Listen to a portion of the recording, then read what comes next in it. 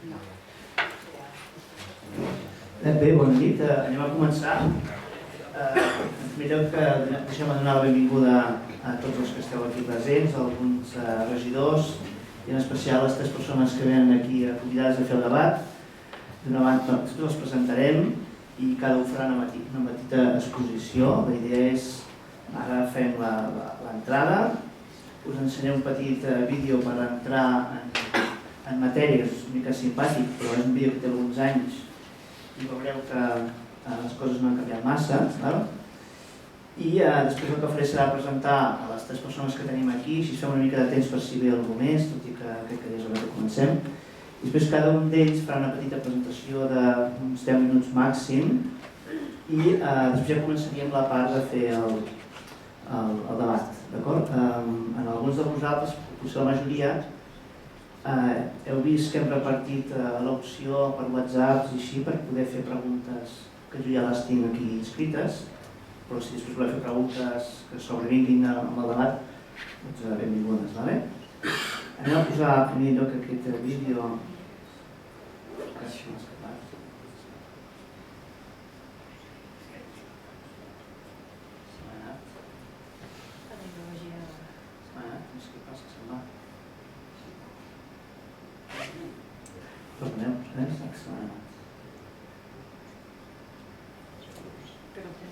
Estava obert, sí. No se sent. Cancel·lat. Ostres, l'he provat abans. Ja passa això. Abans no. Sí. Culpa de l'Ajuntament. Sempre.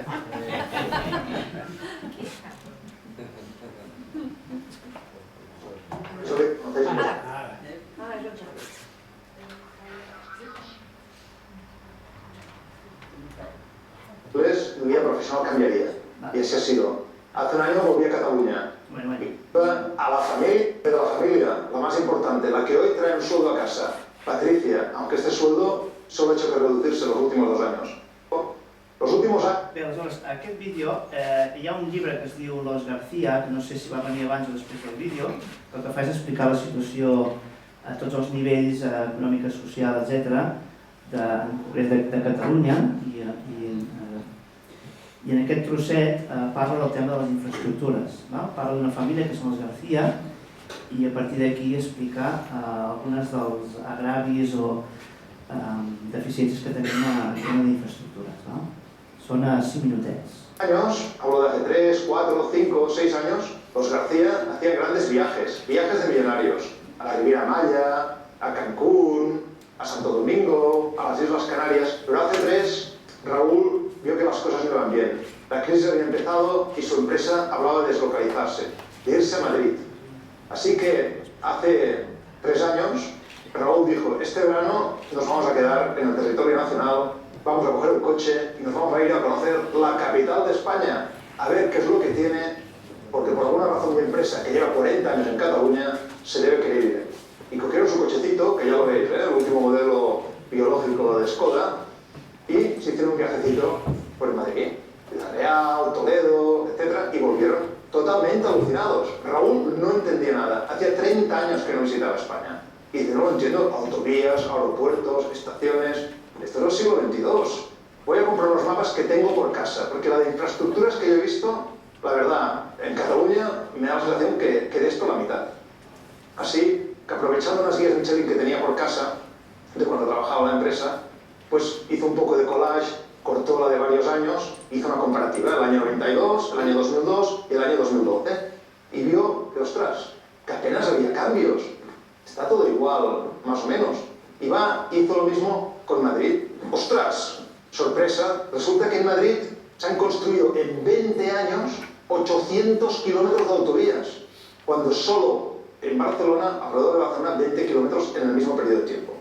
Bueno, una cosa difícil de entender. Pero no solo esto, y los peajes. Porque, a ver, Raúl, cuando estuvo en Madrid, se fue a Ciudad Real, se fue a Toledo, a varios sitios, y la verdad no recuerda haberse metido la mano en el bolsillo ni un solo día para pegar un solo peaje. Y resulta que aquí en Cataluña, cuando sale Santa Coloma de Gramenet, solo hace que pagar peajes. Entonces, se fue a internet a la guía Michelin y puso lo que cualquiera de vosotros puede hacer, peajes ida y vuelta, ruta más rápida, y puso 2 destinos. Dijo, bueno, empezaré con un Madrid-Alicante, a ver qué ocurre, ida y vuelta, ¿qué me cuestan peajes? 0 euros. Y el Barcelona-Alicante, ostras, 73 euros, ida y vuelta. Bueno, elijamos otra destinación, elijamos Zaragoza, que está a medio camino, a ver qué cuesta. Pues resulta que un Madrid-Zaragoza son 0 euros.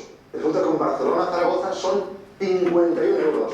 Bueno, por último Raúl dijo, hagamos una última prueba, comparémoslo con Santander, a ver qué ocurre, que a lo mejor al norte los madrileños sí que pagan. Pues resulta que no, que Madrid-Santander 0 euros en peajes y Barcelona-Santander 112. Coges la calculadora, sumas los peajes de los 3 trayectos y resultado, 3 trayectos, 250 euros en peajes. Claro, Raúl no es tonto y rápidamente llegó a la conclusión. Si mi empresa de transportes hacía, por decir algo, este trayecto una vez por semana, es decir, los lunes a Alicante, los miércoles a Zaragoza y los viernes a Santander, estaría pagando 250 euros en peajes a la semana, que equivale a 13.000 euros al año. En un país de 1.000 euristas, esto es el sueldo de una persona. Y esto es el precio de peajes de turismos, no de camiones, que no tengo ni idea, la verdad. Entonces Raúl dijo, bueno, pues está claro porque mi empresa se deslocalizó y se fue a Madrid. Y el AVE, porque bueno, también por todas partes, oye, de estaciones de AVE, las que quieras, y kilómetros de vías, donde quieras. La verdad es que desde Madrid vas directo a todas partes, pero desde Cataluña, curiosamente, solo vas directo a Madrid. Pues bueno, Raúl, que ya tiene familiaridad con esto de Internet, buscó la información y dijo, a ver, ¿cuáles son los países del mundo que tienen más kilómetros de AVE en servicio y en construcción? ¿Y qué se encontró? Pues que China es el único país del mundo que supera a España, con casi el doble de kilómetros. 10.025 kilómetros. Raúl dijo, bueno, a ver, si China tiene el doble de kilómetros de AVE que España, será porque es el doble en tamaño o en población.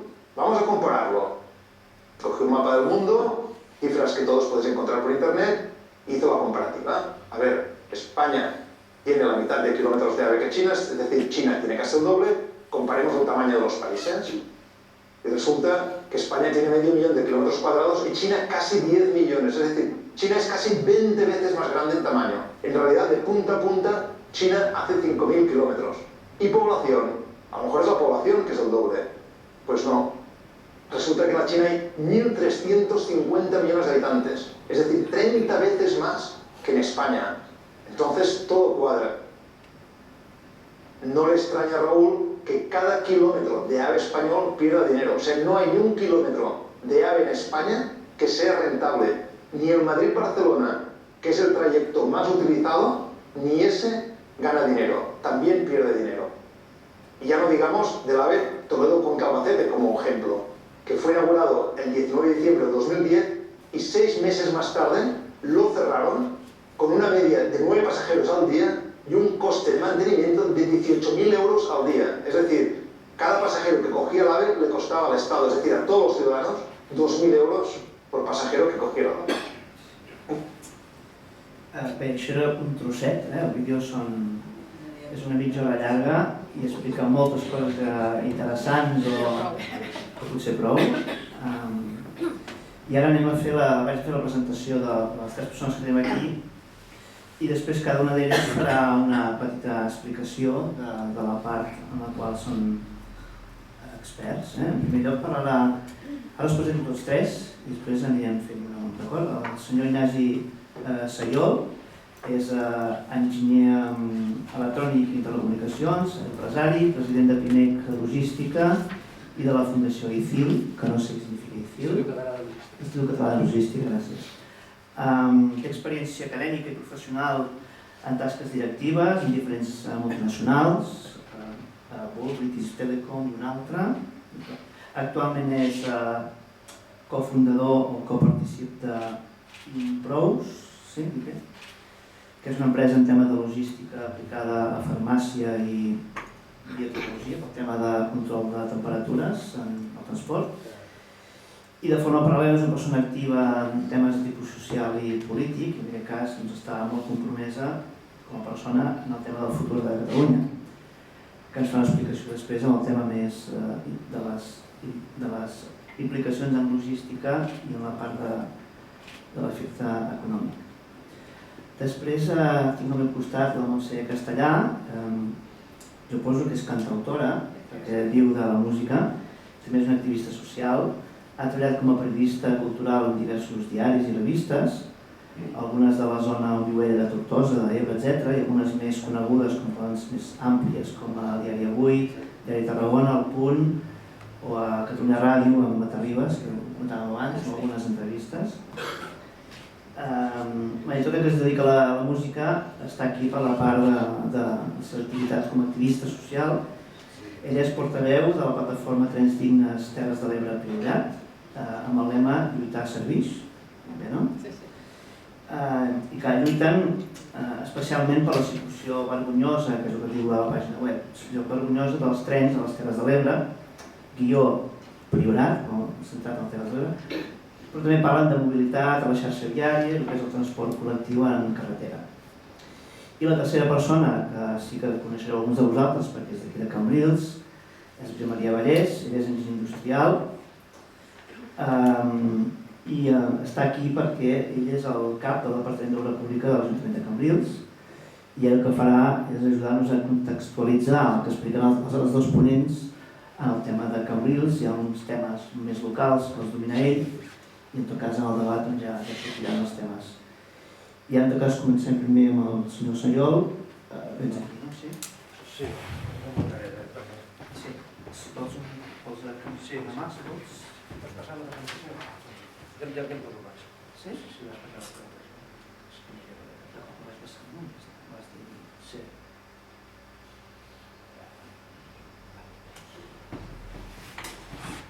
No sé si se sent, també, no sé si fa falta el micro.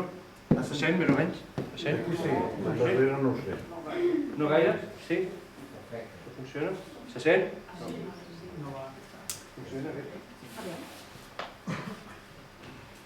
Ara. Bé, doncs el que faré inicialment és focalitzar la importància que té la logística per l'economia i dintre de la logística els efectes que té les infraestructures. Si passes un següent. A dia d'avui, al final, la logística moltes vegades quan parlem d'això parlem de els camions a la carretera. Se sent bé o no? Sí, però hi ha un bum, un soroll de fons. No sé. De fons. Estan els dos parats, els nostres. Estan parats els altres? Sí.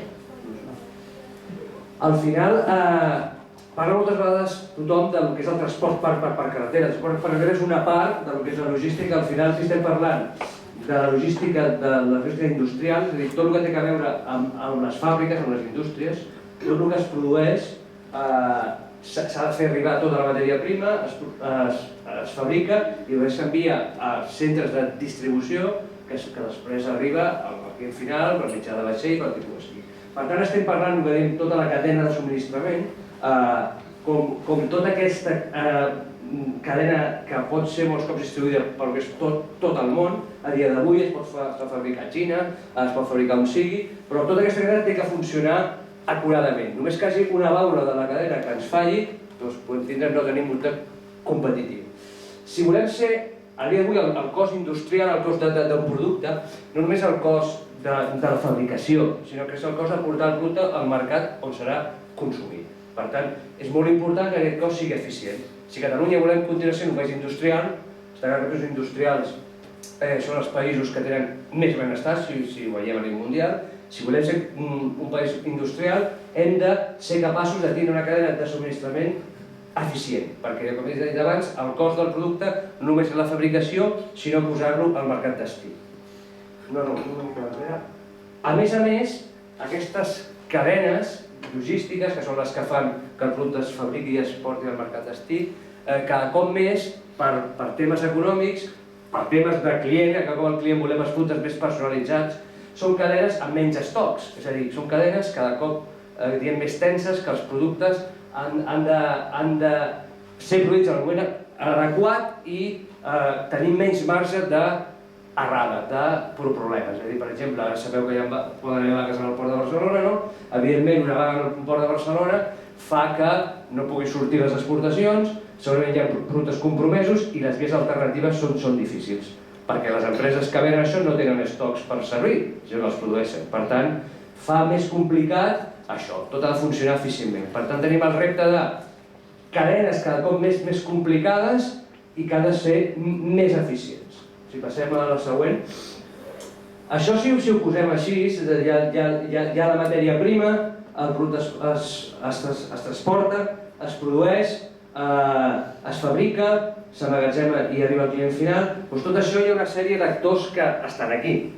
Hi ha els transports, per tot el tipus que sigui, per carretera, per ferrocarril, per vaixell, i totes les empreses que col·laboren a que això funcioni eficientment. És a dir, al final, no només estem parlant d'empreses de transport, estem parlant d'empreses que manipulen, empreses de tecnologia, que fan hardware, que fan software, que fan que això funcioni adequadament. Doncs tot aquest sector, perquè moltes vegades el sector es parla només del transport, el transport és una part inferior, si passem a la següent, aquest sector hem mesurat nosaltres des de PIMEC Logística, això pesa més o menys un 12,4% del que és el PIB de Catalunya. Estem parlant de més o menys 25.000 milions d'euros, que és el valor afegit. Per tant, aquest sector, totes aquestes àrees, tots aquests que fan eficient aquesta cadena, és un pes molt important pel país. I a més, no només a un punt inicial té aquest pes, sinó que any a any pesa més. Per tant, és un sector que requereix una atenció especial pels llocs de treball que hi ha involucrats, pel pes que té en el PIB del país, pel creixement que té i per la importància que té per la indústria. Si passes a la següent. Tot això, a més, aquest pes que hem dit, s'avalua sense tindre en compte la logística que fan les pròpies empreses amb recursos propis. És a dir, una empresa que fabrica plàstics, si aquesta logística la fa ella mateixa amb recursos propis, no està comptat en aquest 12,4. Per tant, segurament, i comparem amb altres països, aquest valor podria ser fins i tot més alt. Tot i que les estadístiques oficials només consideren el transport per carretera pràcticament, i una miqueta més, que és un 5%. Per tant, és a dir, fins i tot és un llindar, fins i tot. D'acord? Passem a la següent. Clar, un objectiu de país hauria de ser augmentar l'eficiència logística, perquè augmentar l'eficiència logística augmentem, assegurem que el sector industrial continuï sent competitiu, perquè si no ho fem deixem de ser competitius en la indústria, i per al pes que té en el PIB. Per tant, des del punt de vista, una prioritat de país hauria de ser, fos com fos, augmentar l'eficiència logística. Per fer-ho, gràcies a un altre, tenim diferents palanques per fer-ho. Hi ha diverses que ens dediquem a la formació, l'ICIR ho fem, formem a la logística, tecnologia, legislació, però hi ha una molt important, que són les infraestructures i la intermodalitat que diem. És a dir, les infraestructures són bàsiques per fer eficient això. Després el concepte de la intermodalitat, que és fer servir el mode de transport més adequat en cada cas. De vegades la carretera, el transport per carretera, és la més opció, en camió, altres és el vaixell, altres és el ferrocarril i altres és l'avió. Depèn de la mercaderia i depèn del tipus de producte i de la distància que ha de servir un o altre. D'acord? Quin problema tenim a Catalunya a dia d'avui? Doncs que, degut a la manca d'infraestructura sistemàtica i que les inversions s'han fet sense cap criteri d'eficiència, l'estat espanyol ha fet les inversions amb el criteri que li ha semblat, ho hem vist abans amb el vídeo aquest, ha invertit en infraestructures que no tenen un retorn realment pel país. Tenim un problema aquí que realment no tenim una intermodalitat adequada, és a dir, no tenim els modes de transport adequats. És a dir, quan hauria de fer servir el ferrocarril, tenim que fer servir la carretera i així. Per tant, aquests manca de criteris perpetuadament any a any fan que, tot i que gràcies a que tenim els ports, que són l'eina d'eficiència més important que té el país a dia d'avui, el port de Barcelona i el port de Tarragona, si no fossin per ells, tindríem realment un problema, perquè són els ports, les exportacions van per aquí, a part de la carretera que vull fer a Europa, per tant, però clar, això no pot continuar així. O invertim realment en intermodalitat, o qualsevol que produirà en qualsevol altre país farà que el seu producte transportat en el lloc sigui més econòmic que el nostre. Per tant, aquesta ha de ser una prioritat. Aquí tot això anirà sortint durant el debat, suposo, però he fet un petit llistat de prioritats que hem detectat fa molt temps, de tot tipus. Estem parlant de coses que estan parades fa 15-20 anys, vull dir, no estem parlant de coses que és d'un o 2 anys, sinó fa molt de temps. És a dir, des de transport viari, des d'accessos als ports, parats, Port de Barcelona, Port de Tarragona, problemes, evidentment, que aquí es pateix molt a Tarragona, el tema de la Nacional 340, evidentment, tot el tema dels peatges que ha sortit després, això que també ha sortit al vídeo, la manca de competitivitat, i aquí podem parlar sobre això, sobre les solucions que pot haver aquest problema dels peatges. He posat aquí un recull de diferents elements, no es tracta d'entrar a cadascun d'ells perquè és una introducció. En tenim amb el tema viari, és a dir, falta d'infraestructura viària, i algunes són de les prioritats cara a l'economia productiva, cara a mantenir la indústria, que ha de seguir produint productes adequadament. Si passes a la següent. Clar, en ferroviària, evidentment, aquí sí que és un tema realment molt preocupant. És a dir, mentre que la mitjana europea de transport per carretera en ferrocarril, perdó, transport terrestre per ferrocarril està en un 19%, a Catalunya estem en un 4%. L'estat espanyol en general igual, i baixa cada any. Per tant, aquí tenim un percentatge que evidentment és molt més baix i això resta competitivitat. Potser no hem d'arribar a països que tenen un 50 o un 40% com Suècia o Polònia, o fins i tot aquests països que estan en percentatges molt alts, però clar, evidentment, el que té cap sentit que estiguem en 4 i que any es baixi. Aquí hi ha, i podem parlar aquí molt sobre això, de fet, molta informació del que s'està prioritzant, és a dir, tota l'obra del corredor mediterrani, que estan documentades clarament quines s'han de fer, l'estat que estan, i tenim parades, moltes d'elles. Ara s'ha fet una plataforma a través de la Conselleria de la Generalitat, està movent aquest tema, de prioritzar el mínim. Però clar, és que jo ho comentava l'altre dia, al final tothom ha de ser expert en ferrocarril, estem parlant de misèries absolutes, no? És a dir, que si el tercer fil, o sigui, el tercer fil que s'han inventat aquí, que és la revolució tecnològica, no està a cap país del món. I això es fa per no fer realment una infraestructura com Déu mana amb el pla de vida europeu, que és el que s'hauria de fer. Doncs aquí us he posat també algunes d'elles que entrarem. No només la pròpia infraestructura, sinó que són tan desastres com fan les coses als DAIF i com es fan les coses, sinó que hi ha llocs on hi ha infraestructura i la senyalització que s'utilitza no és l'adequada. És a dir, tens la infraestructura però no aporten la senyalització que fa que puguem anar amb convois de més de 750 metres que hauria de ser a l'estàndard. És a dir, penseu que als Estats Units hi ha convois ferrocarrils que tenen 3 quilòmetres. Clar, penseu lo eficient que és transportar mercaderia amb un comboi de 3 quilòmetres. Aquí estem parlant de convois de 200, de 300, clar, doncs això és inviable. I fins i tot el que està fent Adif a dia d'avui és fins i tot construir trams nous que fan amb pendents més altes dels estàndards que recomanen. Pràcticament és un boicot al transport, és a dir, pendents de més del 12 per 1000 no són eficients pel transport de mercaderies i ho estan fent a dia d'avui. Per tant, aquí entrarem més, pel transport ferroviari tenim un punt negre, un punt... I a més que no només afecta a la indústria, a l'empresa, a la competitivitat, afecta també la salut, perquè al final Catalunya ja comença a estar amb nivells de contaminació bastant complicats a determinades zones perquè tot el transport passa per carretera. Per tant, està afectant a les persones això. Hem de sí o no treure mercaderia de la carretera i posar-la al tren.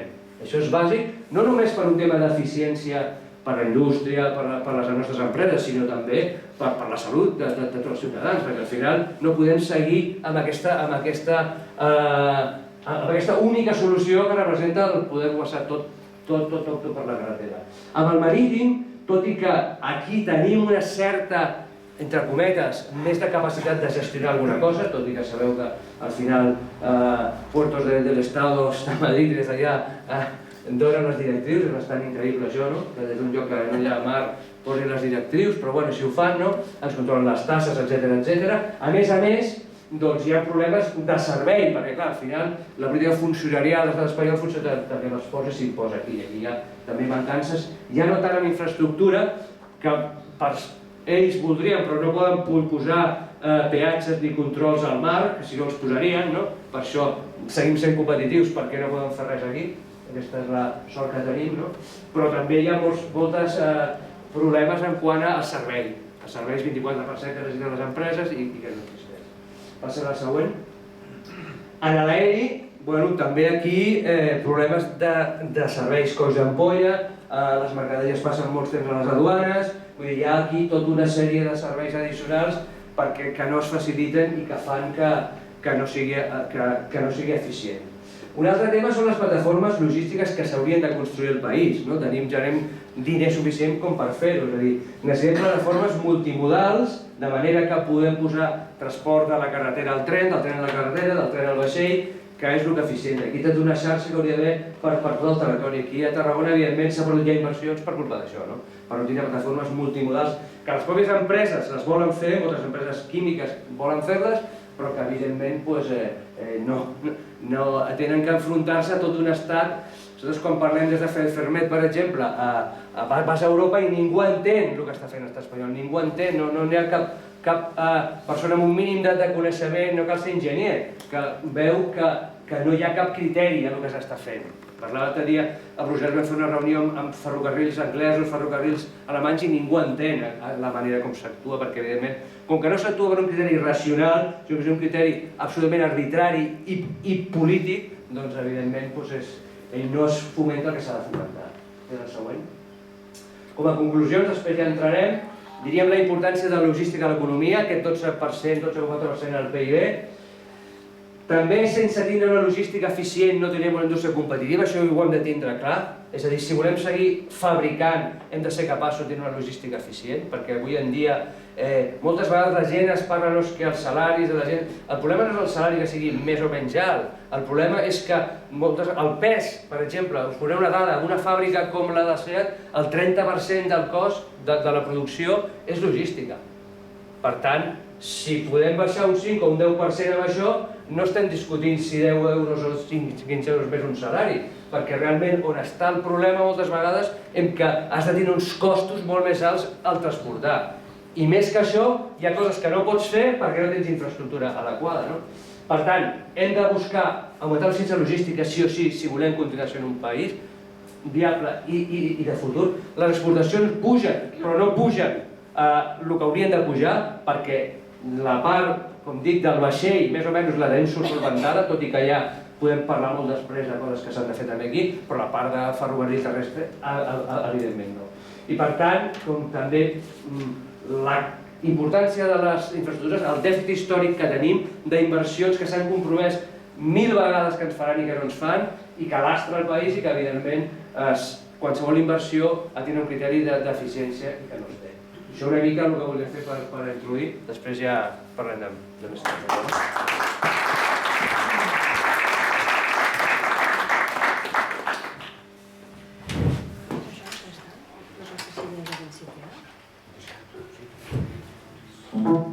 Sí, molt bé. Bon vespre. Com bé dia el company, la professió meva no és esta, tot i que alguna gent ho pensa. La que em dona de menjar és la música i esta més aviat me trau la son, però la gent del carrer de vegades ens hem de ficar a romangar-nos i fer la feina que aquells que de vegades la cobren dels nostres impostos no la fan. En tot cas, merci per la invitació, a veure com vos fem una miqueta de presentació. Serà la del mapa, però ara quan t'ho diré. Merci. El primer que voldria dir-vos és perquè hi ha tants conceptes i tants embolics en segons quines idees que és dir-vos què, com i qui. Què tenim? Trens, és a dir, és un material mòbil. Els trens de qui són? De Renfe, i Renfe és l'operadora.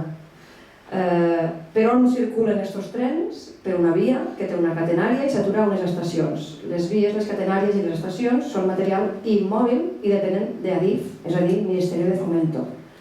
I el qui és la Generalitat, és a dir, qui ho gestiona, qui té les competències transferides, tot i que entre cometes, però qui les té transferides és la Generalitat, que té competències en freqüències, tarifes, convois, juntament amb Renfe, i horaris, etc. Dit això, la plataforma Trens Dignes naixem fa 4 anys, de fet el dissabte, després demà, tenim com la festa d'aniversari, tant de bo la propera festa sigui per dissoldre-nos, perquè voldria dir que s'estan fent millor les coses. En tot cas, mos hi fiquem per un tema de serveis, perquè el que l'usuari detecta és això, els preus, les freqüències, els retards, etc. Per tant, vos parlaré primer de serveis una mica i en acabat d'infraestructures, perquè una sense l'altra te n'adones que no poden funcionar. Naixem fa 4 anys perquè ens adonem que quan se fica en funcionament l'alta velocitat entre Barcelona i Girona, que es va fer un viatge inaugural en Rajoy i una sèrie de gent, viatjar de Barcelona a Girona en alta velocitat en abonament valia, i val, al voltant d'uns 7 euros. Fer Barcelona-Lleida en la mateixa prestació són uns 12 euros i fer-ho cap a Tarragona, ciutat Perafort, són 7 euros. Clar, te n'adones després que Terres de l'Ebre i Camp de Tarragona per extensió no tenim ni estos preus ni aquestes velocitats. Llavors ens hi fiquem pensant en això, en aquests serveis que hi ha un greuge comparatiu. No és només nosaltres com a país, com a Catalunya, en respecte a l'estat espanyol, sinó que hi ha un cert desequilibri territorial també dins del nostre propi país, tot i que no tenim totes les eines per a solucionar-los. Per exemple, haureu notat que hi ha uns nous horaris des de fa uns mesos, que queda clar que són horaris tramposos. Haureu notat que hi ha trens que han allargat el temps de trajecte, són pocs minuts, però el que ha fet, en aquest cas Renfe i Generalitat, els dos alhora, és els trens els fan sortir una mica més prompte i els fan arribar una mica més tard. De manera que nosaltres, com a usuaris, ens passem dalt del tren més temps, però a l'estadística diu que som més puntuals. Per tant, això és el primer que us volíem dir, que els horaris nous no us creguéssiu que són nous per a millor, sinó que són nous per a pitjor. I és una de les lluites que estem portant, perquè clar, per aquesta regla de 3, des de Tortosa, que és d'on jo soc, anem a tornar a canviar l'horari i direm que de Tortosa a Barcelona li costa 4 hores. Ja veureu com la puntualitat serà del 100%, perquè a base d'estirar, al final potser sí, i ojo, perquè en Renfe no saps mai ni en 4 hores. Com se pot anar més ràpid? En tren, o fent menys aturades, o corrent més? L'Euromed, per exemple, fa menys aturades, o un Talgo, que aquí a Cambrils també en paren, fa menys aturades, per tant en això guanyes temps. La velocitat del tren llavors influeix, és el segon factor que fa que tu pugues córrer més. Si tu tens un tren que pot anar a 250 per hora, però la via només li permet anar a 150, tornem a tindre un problema. Els retards no només venen per l'antiguitat dels combois, que segurament no és l'adequada, sinó per l'estat de la via. I aquí és on entrem quan ens donem compte que és un dels nostres lemes quan fem alguna manifestació o algun tall de via, que estem segrestats. Nosaltres, quan pugem a un tren, no és un viatge, és un segrest. Tu puges i no saps quan te deixaran baixar. Este segrest, què passa? Que quan tu tens un tren que pot córrer a una certa velocitat però la via no li permet, o a la inversa, una via en condicions però un tren que no pot córrer, passes de serveis a infraestructura, que és l'evolució que el nostre moviment social ha anat fent perquè no pots parlar d'una sense l'altra. Això és com tindre un 600, un Seat 600, si el fiques al mig de Montmeló, doncs no correràs a velocitat de Fórmula 1. I si tens un Ferrari i te'n vas a pegar la volta a Coll de Jou, doncs tampoc no podràs arribar a la màxima velocitat que aquell cotxe et permet. Per tant, saltem a infraestructures i adonem que clar, hi ha un problema gros. El primer d'ells, que és un problema que fa que difícilment ara Terres de l'Ebre i Camp de Tarragona poguessin millorar molt més les nostres prestacions ferroviàries, és el coll de botella que hi ha al corredor mediterrani entre Vandellòs i Tarragona. És l'únic tram de via única en tot el corredor. Porten més de 15 anys per fer 40 quilòmetres de via. Vull dir, ja no val dir que és una qüestió econòmica ni tècnica, és bàsicament, per no dir únicament, una qüestió de voluntat política. Quan tu estàs més de 15 anys per fer 40 quilòmetres de via, és que no tens massa interès en fer-la, tot i que sigui, com bé comentava, la més rendible i que sigui no només rendible a nivell de mercaderies sinó de passatgers, perquè el company ha parlat molt de mercaderies, que és una mica el tronc de la seva intervenció i del desenvolupament industrial d'un país, però després també tenim els usuaris que ens hi han de desplaçar i és la mateixa infraestructura. Pel mateix corredor mediterrani que circulen trens de mercaderies i circulen trens d'usuaris i això s'ha de combinar. Després haureu sentit que si ample ibèric, que si ample internacional. L'ample ibèric té una amplada, espereu un exacte, de 1.000... potser ho sap de memòria. Ho trobaré. Aquí. Mira, gràcies. L'ample ibèric, 1.668 mil·límetres, algo més de metre i mig. L'ample internacional, 1.435. És una mica més estret. Se diu ample ibèric perquè, encara que sembla rocambolesc, només hi ha a Espanya i a Portugal, esta amplada. La resta d'Europa ja va en el que es diu WIC, que és com ample internacional. Això mereixeria una altra conferència per si sola, però ve de molt antic de quan Franco va pensar que si no canviava la via no el podrien envair. I de fet així era perquè els trens no podien entrar quan venien d'altres llocs. En tot cas, què ens trobem ara? Intentant adaptar l'estat espanyol a l'ample de la via de la resta d'Europa.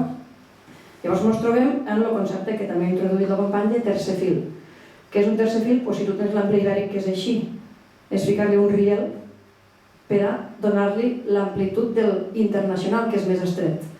Això pot ser una solució, tot i que hi ha debats, i no hi entrarem ara, de tècnics que aconsellen que sí, que per a un bypass, per a un tram curt i temporalment, és a dir, per empalmar un tros de via ibèrica en un altre internacional, funciona. El que no se sap si funcionarà correctament, per velocitats que s'admeten, etc., és intentar fer tot el corredor en tercer fil. És una mica absurd perquè és una solució temporal que no admet totes les velocitats que els combois podrien arribar a tindre, però en tot cas com a concepte que sapiguéssiu això, que l'ample ibèric és més ample, que l'internacional és més estret i que un tercer fil és ficar un riel al mig per a intentar adaptar-ho. Este coll de botella que és Vandellòs-Tarragona, que fa que tots els trens, tots vol dir regionals, talgos i euromets, quan arriben a Vandellòs, tots un darrere l'altre, esperant-se per prioritats de pas fins a arribar a Tarragona ciutat. Cada vegada que ha parlat un ministre o una ministra han retardat la inauguració. Parlava la Pastor, dia dentro de 6 mesos, ara arriba l'altre i diu que dentro d'un any. No tenim data, perquè cada vegada que parlen tenen un pensament diferent. També és important dissociar el que és l'ample internacional de l'AVE i de l'alta velocitat. És a dir, el WIC, que és l'ample internacional, parla de l'amplada de la via, no de la velocitat del tren. Perquè el metro de Barcelona, per exemple, també va en ample internacional i va a 50 per hora. Per tant, no sempre via estreta, via internacional, vol dir que aquell tren pugui córrer més. Però en tot cas ens trobem, ara sí, si vols ficar el mapa, per favor. És artesà, espero que poguéssiu veure més o menys. Ens trobem que el que veu en roig, potser si facin el cursor, ho veurem una mica, no? Més o menys, el que veu en roig, que va per costa, tot això, és la via actual d'ample ibèric, d'acord? Que és la que vosaltres agafeu nosaltres. Primer pujo a Tortosa, passo per Cambrils i anem a Tarragona i Barcelona. El que estan ara construint, que fa 15 anys que no ho acaben, tot i que està avançat però no ho acaben, és aquesta part més marró d'aquí enmig, que hem de saber que arriba fins a Camp de Tarragona, no Tarragona ciutat, que a partir d'ara li diré Perafort per no donar peu a confusions, perquè a vegades te pica la gent, però Tarragona, que a quin lloc arriba de Tarragona este tren? Bé, doncs diré Tarragona per a Tarragona ciutat i diré Perafort per al Camp de Tarragona. El que estan construint és això. En quin ample? En ample ibèric. Tampoc és qüestió d'estirar-nos els cabells i dir per què no ho fan en ample internacional? Home, doncs perquè si ho fan en ample internacional tindrem este trosset marró d'ample internacional i tot l'altre en ample ibèric. I els trens com passaran? Perquè els trens, aquest és el segon motiu pel qual això de moment és ample ibèric, tota la flota d'Espanya té l'amplada d'ample ibèric. Canvien totes les vies, i la flota de trens? Tu tens tota la via estreta i els trens de l'eix ample. Tot això ha de ser progressiu, si d'avui per demà canviem totes les vies, estarem molt modernitzats en infraestructura, però els trens no hi podran passar per damunt perquè el solc no entra. Per tant, han fet ample ibèric amb unes travesses que admetran poder estretir-se o eixamplar-se. Perdona, les estan posant d'ample ibèric. Les estan posant polivalents. I l'exhibició? No són polivalents. La informació d'avui que tenim és que són polivalents. Ahir no ho eren. T'ho dic perquè soc aficionat al ferrocarril. Ja, nosaltres també, però és igual. Després, si vols, al debat ne parlarem. Però és que després hi ha un altre gràfic que en tot cas al debat podem parlar-ho i... Les queixes que les associacions han presentat. Molt bé. No, tranquil. En tot cas, aquest és un dels motius pel qual això de moment és ample ibèric. Quin és l'horitzó que se ens presenta quan aquesta doble via estigui acabada? Guanyarem temps de recorregut, perquè ara el que estem fent és això, anar per costa. Però hi ha un altre tema que les localitats d'aquest territori haureu de valorar fins a quin punt la vostra estació ara fins ara estava aquí. Veieu? Està Cambrils i Salou i PortAventura. Ara la doble via que estan construint passarà per l'interior i per tant les estacions d'Hospitalet i Cambrils canvien de lloc i se'n van a uns 5 quilòmetres del nucli urbà aproximadament, tot i que són dades que coneixereu millor vosaltres. 4 menys? Està dins del poble. Molt bé. Heu de valorar fins a quin punt us va bé tindre una estació dins de la ciutat o una mica més lluny, però en tot cas l'important és que una vegada aquesta doble via estigui enllestida podrem guanyar temps de recorregut, perquè és una via que tindrà doble sentit i no haurem d'esperar els encreuaments. I després que la instal·lació actual de les vies és el que ha provocat tantes incidències, més enllà que els trens són vells i evidentment s'avarien més sovint. Haureu donat compte que últimament tots els llamps cauen entre Mont-roig i Tarragona. Quin encert, que sí que tenim ventades i tronades, però clar, quan hi ha temes climatològics, Renfe no està obligada a fer devolucions. I quan són averies pròpies, sí. Per tant, molt sovint passa això. Simplement dir-vos que les averies no són un rovelló que surti quan plou, sinó que és fruit també d'una manca de manteniment. No només no han invertit en nova obra, sinó que l'obra que tenim feta no està ben mantinguda, llavors és com els electrodomèstics de casa que si els compres a l'hora al cap de 15 anys tenen com una mena d'obsolescència programada. Això no estava programat, però sí que ja suporten un estrès de trànsit que fa que haurien de tindre una inversió per mantenir-les millor i que segurament si la Soraya Sáez de Santa Maria en vez de vindre en AVE vingués en regional se li passarien les ganes de visitar-nos tan sovint i que les plataformes el que intentem, jo la faria vindre en regional i veuries com potser no torna. El que intentem les plataformes és aportar, apretar on creguéssim com de fer. No hem dit mai ni ho pensem que tots els polítics siguin igual, perquè llavors ens estaríem tirant pedres a la taulada. Hi ha gent que fa bona feina i gent que no en fa tanta. I el problema és que els que no la fan ben feta pensen de 4 en 4 anys, que és el que ens hi dura la legislatura. I nosaltres com a societat hem de pensar en un llarg plaç i no una planificació de ara fico una travessa, ara en fico una altra. Hem tingut aquests debats perquè depèn de quan fas la conferència van ficar una travessa, després al cap de 3 mesos canvien d'opinió, arranquen tot el que havien posat i ho tornen a posar. Per tant, pot ser que no és només entre nosaltres, sinó que és que el que fem és valorar els projectes que ens presenten i com que cada vegada que se'ns ocorreix alguna cosa ho canvien, el que intentem és aportar la informació a la gent i demostrar que lluita serveix perquè hem aconseguit diverses coses, com que l'Eurometsatura a les Terres de l'Ebre, que feia 20 anys que passava però de llarg. Hi havia 200 quilòmetres entre Castelló i Tarragona com a aturada, hem aconseguit baixar de tarifes, noves freqüències, en fi, que hem aconseguit millores en 4 anys, no s'aconsegueix tot perquè són 4 anys que existim, però moltes dècades de greuges i d'obra que no s'ha fet en 4 anys no ho arregles tot, però sí que com a mínim tens la sensació de que s'estan canviant les coses i el debat d'avui és important perquè parleu d'infraestructura i estem una mica ja al moll de l'os. No podrem millorar gaire més en serveis si la infraestructura no es canvia o no es manté adequadament. Gràcies.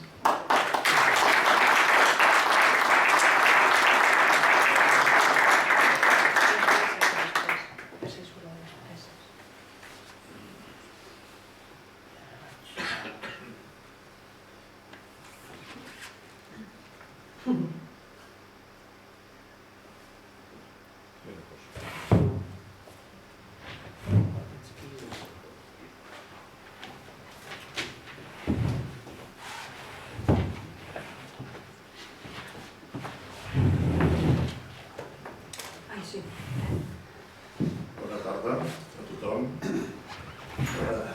Centraré una mica la meva exposició en la repercussió que aquesta obra del corredor mediterrani té sobre Cambrils, sobre la nostra ciutat en concret.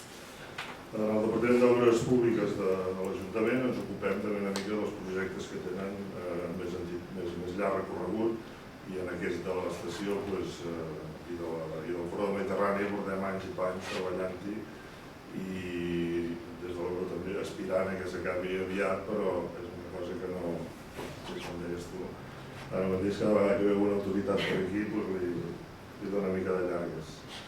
De totes formes, en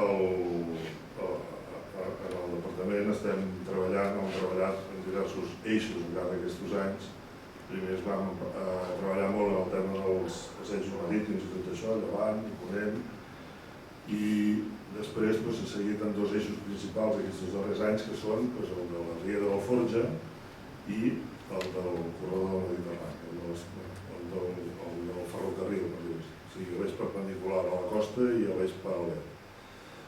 En l'eix perpendicular a la costa, la Riera del Forja representa un problema important. Que recordeu les inundacions que van tenir el 94, doncs podem saber que això és una cosa que està allà latent i que hauríem d'intentar anar resolent.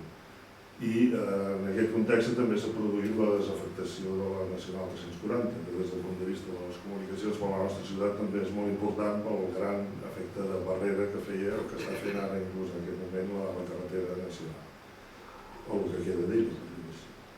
Aleshores, tot i que parlarem de l'estació i del corredor, m'agradaria presentar-vos també una mica la solució que comprendrem properament per renovar el pont de la General i tota la seva rodalia, que consistirà bàsicament en enderrocar el pont actual, que seria aquesta posició d'aquí, que és el pont, aquí és la mar, aquí estaria el pavelló de l'Ajuntament, enderrocar aquest pont i construir un passeig que donés permeabilitat als dos barris que queden ara mateix aïllats per la gran muralla de formigó que es va fer al seu dia sobre la General, de manera que des del carrer Sant Isidre o es pugui passar als carrers de la Pallissa directament. Inclús han prioritzat, com veieu aquí, els recorreguts dels vianants i els dels vehicles hauran de fer una mica de tomb perquè tindrà una mica de caràcter de rotonda per pacificar més el trànsit si cal. Aleshores, aquesta obra començarà amb la petita rotonda que ja ara hi ha construïda. Tot això rebaixarà, com he dit, el mur que hi ha existent. Hem de respectar la tàpia de l'hort que hi ha ara allí perquè això té un propi desenvolupament urbanístic en el moment que es faci que s'haurà d'arreglar i donarem sortida cap a la platja per aquí i també es podrà travessar la riera per un pont nou que farem sobre els pilars del pont existent. D'aquesta manera també hem aconseguit un estalvi important i aquesta carretera, aquest vial anirà empalmat amb la carretera antiga de Tarragona i aquí hi ha l'antic Lidl i la Rambla que es va construir al seu dia. Per tant, aquest vial agafarà un caràcter molt més urbà del que ha tingut fins ara i no tindrà prioritat els que travessen la ciutat, sinó que tindrà prioritat els que estan dintre la ciutat i volen anar d'un barri a l'altre. I això també ho hem aconseguit perquè hem tingut de treballar molt de temps amb l'ACA per aconseguir que el cabal que la riera pot passar i que no sabeu ve limitat per uns estudis o per uns càlculs temporals, han refet aquests càlculs i hem demostrat a l'ACA que la riarada màxima que hi podia haver, per desgràcia ja l'hem tingut, que és el 94, i aquest pont nou està adaptat amb aquests cabals i complirà amb el seu comerç sense problemes i esperem que no hàgim de veure perquè tots els que s'han mullat alguna vegada estem escaldats ja per sempre.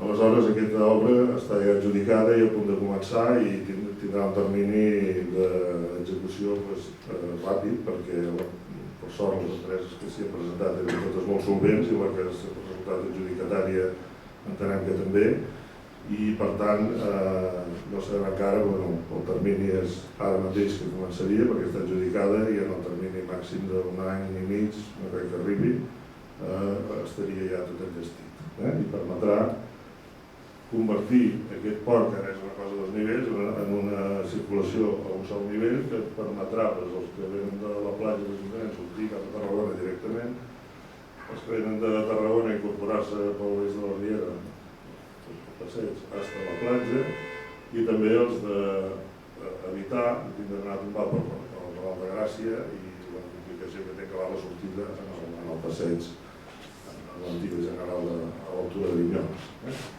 Fet aquesta introducció, aquest eix també es complementa aquest eix de la riera es complementa amb el que diem nosaltres també el vial Darwin, que us explicaré després i que també desenvolupa una mica aquesta ciutat nova que tenim quan passem per la Font del Centenari i tirem per amunt, hi ha els Mossos, el tanatori i les instal·lacions esportives. tota una gran avinguda nova que hi ha equipaments també nous. Aleshores, pel que fa a l'estació, o a l'obra del... com sabeu, està ubicada sota del viaducte. Aquí us expliquem una mica com és en planta. Un cop més, aquí està la riera. Aquí està el camp de futbol antic, el nou està aquí, el més antic està aquí. La riera, repeteixo, aquí hi ha l'antiga pista de cars, aquest és el plano, i s'ubica entre dos pilars a sota del viaducte, l'estació i la urbanització que es fa, que sempre és molt menys de la que nosaltres voldríem. Comença aquí a l'altura de la galeria de Tir, per arribar a la riera, i acaba més o menys amb l'embrancament que hi ha a la carpa en aquest moment, una mica més amunt, la carpa que hi ha per l'esports. I fa un cercle, una anella, perquè pugui permetre càrrega i descàrrega de cotxes, autobusos, taxis, i permet aquesta circulació al seu voltant i inclou un espai d'aparcament que ja està asfaltat i que està previst que ho gestioni el mateix gestor de l'estació. Aquesta és la idea de DIF o del primer projecte Primigeni. Nosaltres aquí hem afegit més coses que ja us explicarem a nivell del projecte, però com que ara estem a l'estació, us comento l'estació una mica com és, que té uns 750 metres quadrats de planta, s'entra per sota el viaducte, com us he dit, aquí teniu també un altre cop els aparcaments, que la rodegen, i té un gran vestíbul, té les taquilles, els lavabos, i també té una zona comercial, a l'estil d'altres estacions que tenim. També unes dependències pel servei de la via, pel servei de DIF, pel control de seguretat, pel control de la circulació i tot això.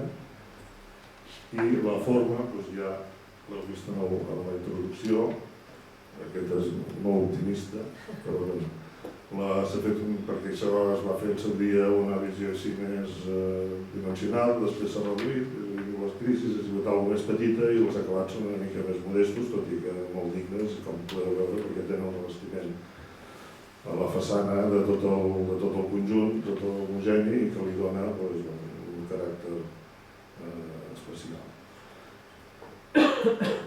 Què vam fer nosaltres a partir d'aquí? L'estació, en aquest moment, estava aquí, ens va a nosaltres, com a ajuntament propietari, matxacar, perquè ens va passar expropiant tota una sèrie de terrenys molt valuosos per nosaltres a la zona esportiva, però, en canvi, figura que tenim una estació que, a més d'estar en zona urbana, està en una zona esportiva, que també té avantatges de cara a altres prestacions que en el futur hi puguin haver per aquesta estació, i a més està a tocar de Nou Cambrils, de la Parellada.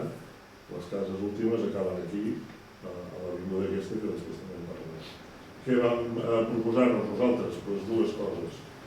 Aprofitar aquesta situació per donar-li una ordenació a la zona esportiva i també buscar la intermodalitat que es diu de l'estació. De manera que en aquesta estació poguessin confluir altres modes de transport, de viatgers, i poguessin combinar-se de la millor manera. Per això la primera previsió que vam fer és instal·lar, a part de l'aparcament que ja heu vist que està aquí, demanar per instal·lar una estació d'autobusos sota mateix del viaducte tocant a l'estació, de manera que es poguessin combinar els autobusos comarcals i locals amb la parada de l'estació.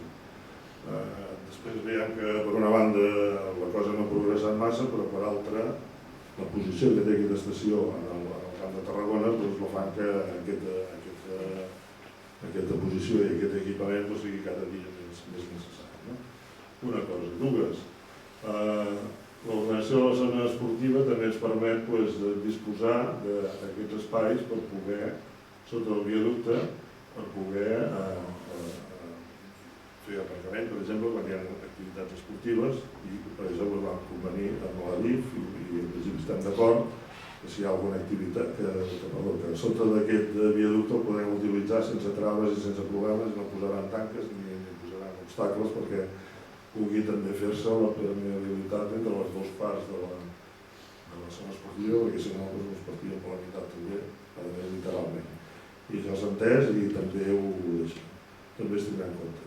I de molt més cap al futur, que no sé com serà això, però bueno, també el tram camp, que tenia una previsió d'arribar a l'estació, doncs també tindria aquí la seva estació terminal, semblant a la que hi ha a la plaça Macià de Barcelona, que acaba aquí, i per aquest tramcamp se podria anar prenent la via actual a tots els destins que hi ha entremig. Salou, Tarragona, i clar, també hi havia un projecte molt ambiciós de poder anar també a Reus i Tarragona en aquest tramvia. Això ja, en moment altres fem la previsió, que no sigui per falta d'espai o per falta de previsió. Aleshores, en concret, a l'estació d'autobusos, la veieu aquí, també és més ampliada, estació de ferrocarrils, estació d'autobusos, aparcament, i clar, també accés peatonal, que és aquest, que per poder anar caminant vam tenir de discutir-nos una mica a Madrid perquè tingués unes pendients adequades. Que s'aconsellava estar limitat per la llei d'accessibilitat i també no ho aconseguit, en l'espai, i conciliant dintre de l'àmbit del vial del Charles Darwin aquest accés peatonal. Aleshores es podrà vindre caminant a peu tranquil·lament des de la ciutat, aquí al costat, es podrà agafar un autobús i es podrà, si tens un cotxe, un vehicle propi, aparcar aquí i poder fer tota aquesta intermodalitat.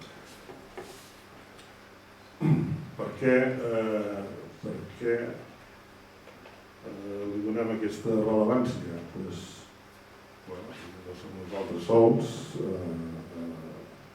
però ho hem vist, potser des de molt de temps, però després altres ho han vist. El 1 de maig de l'any passat ja sortia de portada al diari Polo Ferroviario para Medio Camp de Tarragona, que nosaltres enteníem que era important no només per la ciutat, Cambril, sinó per tot el Baix Camp, i sobretot el Baix Camp Sud, Fart de Reus i tots els municipis del voltant.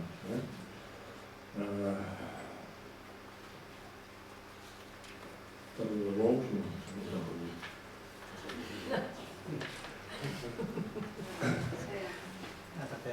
També us guanyarà pes en el futur en el corredor mediterrani, aquí és el moment de la senyora que us va dir que de moment no. Aquesta és la que va dir 6 mesos. Sí, Ja l'ha superat. Però bueno, sí que haver tocat la loteria, doncs millor, no sé quina loteria perquè és un cobrament molt difós, aquesta loteria, però sí que em sembla que aquí va haver un esquema, caïda del Cielo Nova, que s'ha tingut de treballar molt, però bueno, s'hi parla de la seguretat. I aquesta és una mica la previsió de l'Ajuntament, que aquesta estació a la ciutat no li surt de gratis, com diu aquí, ni qui viu dels Elsa, no li costarà diners perquè arreglar, arranjar tot el voltant de l'estació, tots els vials de comunicació, és una millora de velocitat, però també té un cost. I això és amb el que estem. Aquest any preveiem, ja tenim investit el vial Darwin i ha sortit ha corregut una altra previsió que hi havia que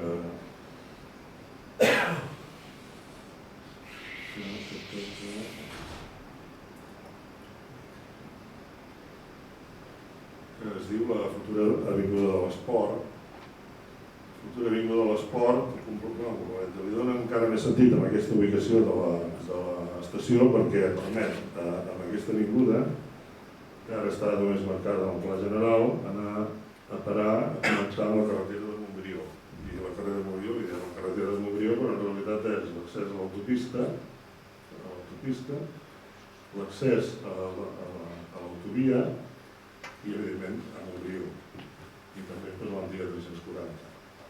Aleshores, en l'execució d'aquesta avinguda de l'Esport, nosaltres obtindríem la possibilitat de que aquesta connectivitat d'aquesta estació fos encara millor perquè podria donar un sentit cap a la comarca i cap a...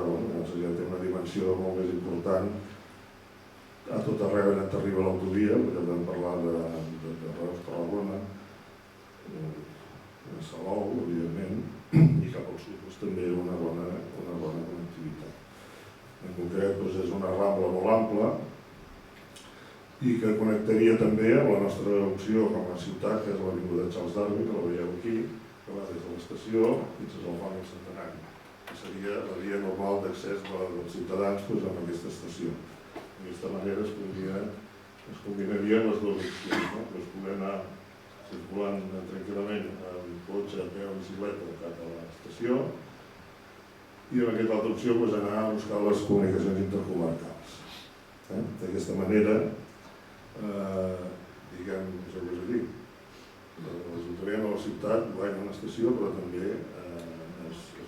es compromet, diguem així, amb la resta de comarca, amb la resta de camp, perquè li donen uns millors accessos que en el futur serien aquests que veieu aquí, tot i que, com es diu, no sé, en aquest moment, en aquella versió de l'any 2015, segons Fomento, de l'ample vermella de l'ample ibèric i això de blau, que és ample internacional, no us ho creieu. En aquest moment és tot ample ibèric, excepte arribar aquí, que aquí canvia de vermell, això s'ho hem d'imaginar vermell, i aquí canvia a blau. Canvia a blau en aquells hangars que si passeu per l'autopista Reus de Tarragona hi ha al costat de l'aeroport, que són els canviadors de via. Allí, el riu que passi per allí ha de poder tindre els eixos variables i passar a poc podrà anar de la via ibèrica a la via internacional. Tot i això, que ha de parar una mica, no veieu les possibilitats que ens dona la ubicació de Cambrils, perquè a banda podem anar a Tarragona de via convencional, que s'ha explicat tu abans, però també podem anar a agafar la via de l'AVE. La via de l'AVE podem agafar per anar a Lleida, Saragossa i Madrid, i també la podem agafar per anar a Barcelona, i evidentment... Podeu vindre a les Terres de l'Ebre també, Ho rebrem molt bé. Evidentment, baixar a les Terres de l'Ebre, clar. O València, a veure... Que de fer aquesta via única que hi ha ara, tindre-la doble i funcionar amb sistemes moderns de seguretat i de catenària i de canvis de via i tot això, ens donarà unes opcions fantàstiques, no és broma el titular, per poder millorar la comunicació o la ubicació de Cambrils respecte a tot això que us he explicat. I en aquestes estem. Diria que això és el difícil, el fàcil, el difícil és saber quan això estarà funcionant. Esperem que no tant. Portem 20, esperem que siguin menys. Sí, això ja ha passat tota mena de vicissituds i ara, en principi, el que oficialment nosaltres sabem és que està pendent de reformar diversos projectes i que la voluntat és d'acabar la via aviat, de fer l'estació, que faltava el projecte per acabar l'estació amb uns estàndards també de qualitat una mica més simples perquè no hi havia diners, però això, nosaltres, els regidors i l'alcaldessa hem anat movent-se per tots aquests llocs i tots allí ens reben allí amb unes grans taules i amb uns grans directors i subdirectors generals i tot això, ens diuen sí, molt tranquil, i això, i tornem a casa una mica a vegades desesperats perquè la realitat és que costa. I aquest moment crec que estem en un moment crucial, ja veiem el final de tot. Al final de tot el vaig veure jo quan van tirar el talús que hi havia a la via, al mig de l'autovia, al costat de l'autovia de Reus a Salou, no ho recordo perquè això, a la via hi havia un talús, un tros de terra que era igual que el primer perquè no l'havien pogut tocar. Aleshores van estar negociant 5 anys amb l'Ajuntament de Vila-seca perquè passava una mina per allí i unes clavegueres que no volien els de Vila-seca, evidentment que no es quedés tallat perquè necessiten allò per fer-ho anar. I posar-se d'acord d'ells, encara hem tingut més via crucis que nosaltres, i hem tingut de posar-s'hi l'ús i quan va haver que tiraven aquell talús dic, això ja almenys sembla que es va pel bon camí. I això és tot, i després en el debat, evidentment, ho direm.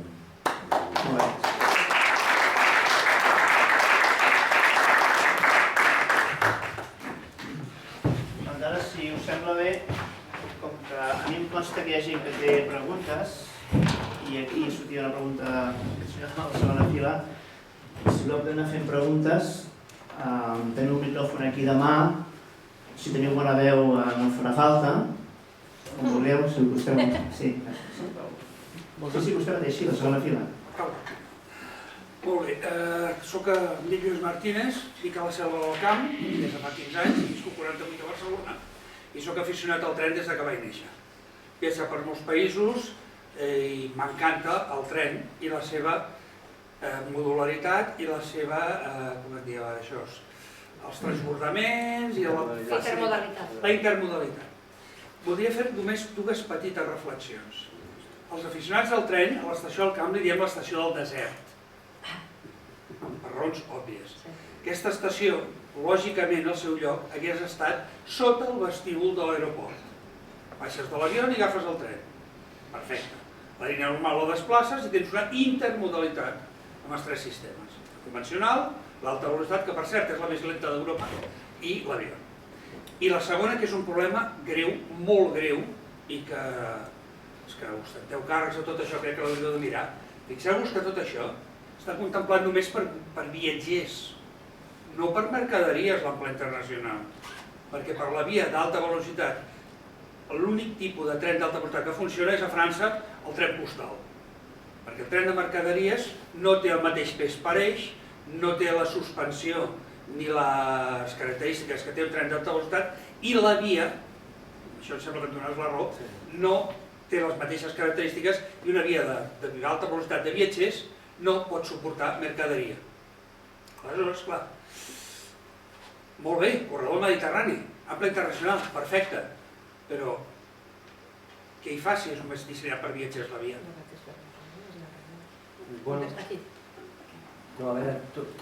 El que s'està fent ara és, dintre de la taula estratègica del corredor, estem prioritzant la misèria.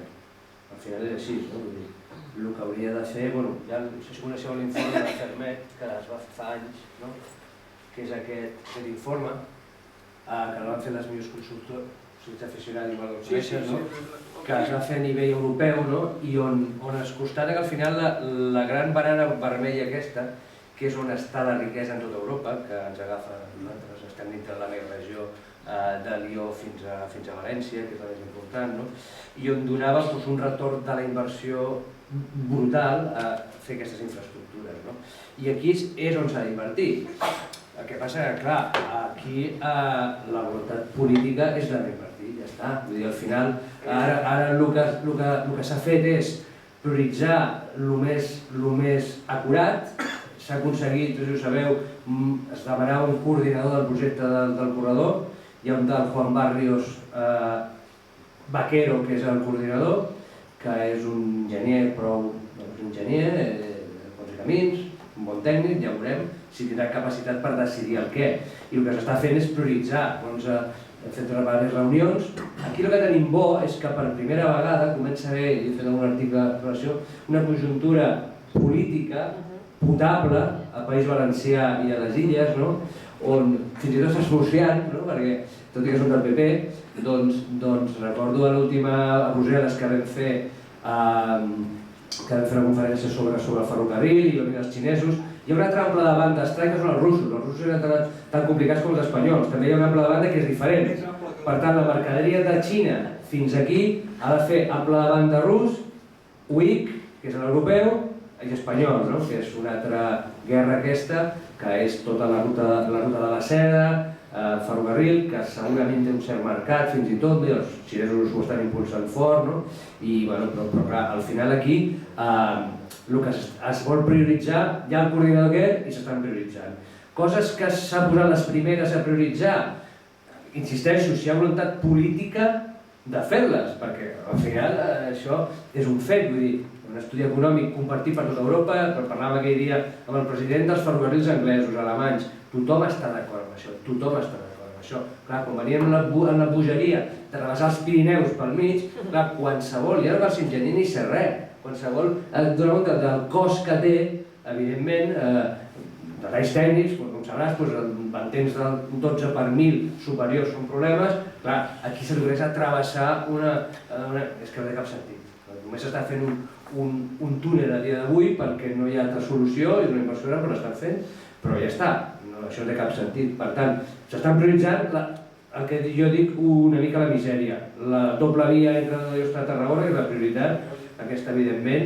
A mi em consta que és ample ibèric i no hi ha tercer fil, no hi ha data tercer fil, això és el que ens arriba. Les dates que es diuen maig del 2018, però bueno, això com sempre... També havien dit maig del 2015, no?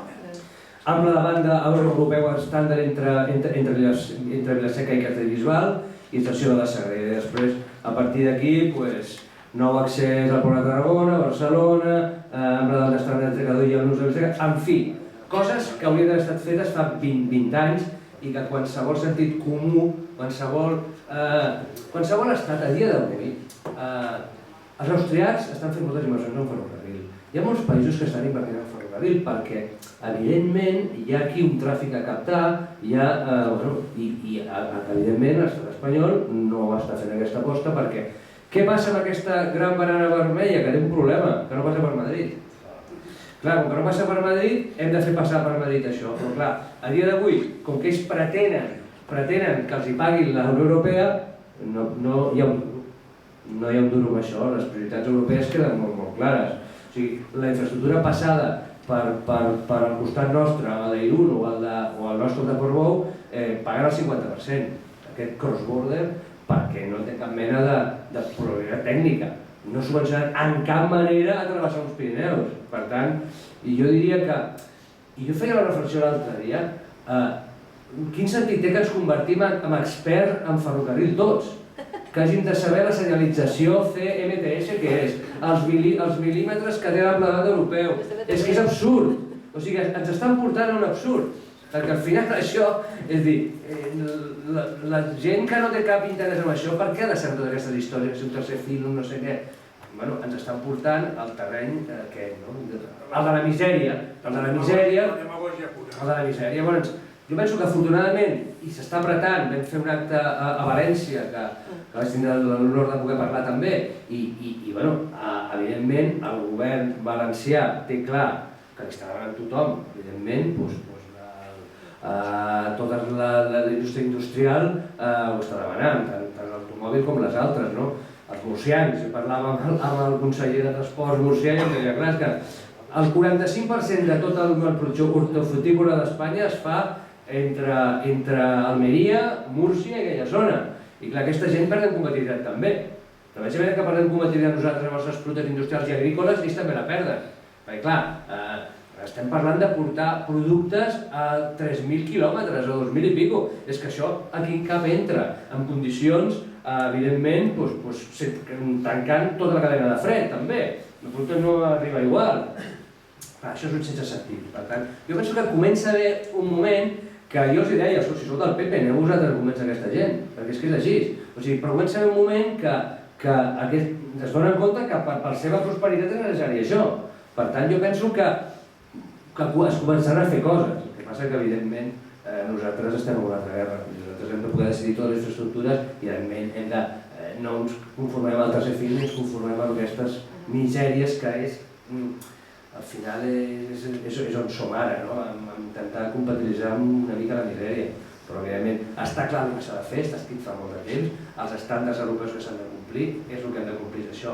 I al final, si no nosaltres podem decidir fer això, o si no estarem malvivint, que si ara un dia faig això, ara faig un altre, aquesta és la realitat. Sí, per cas voldria precisar que no és una...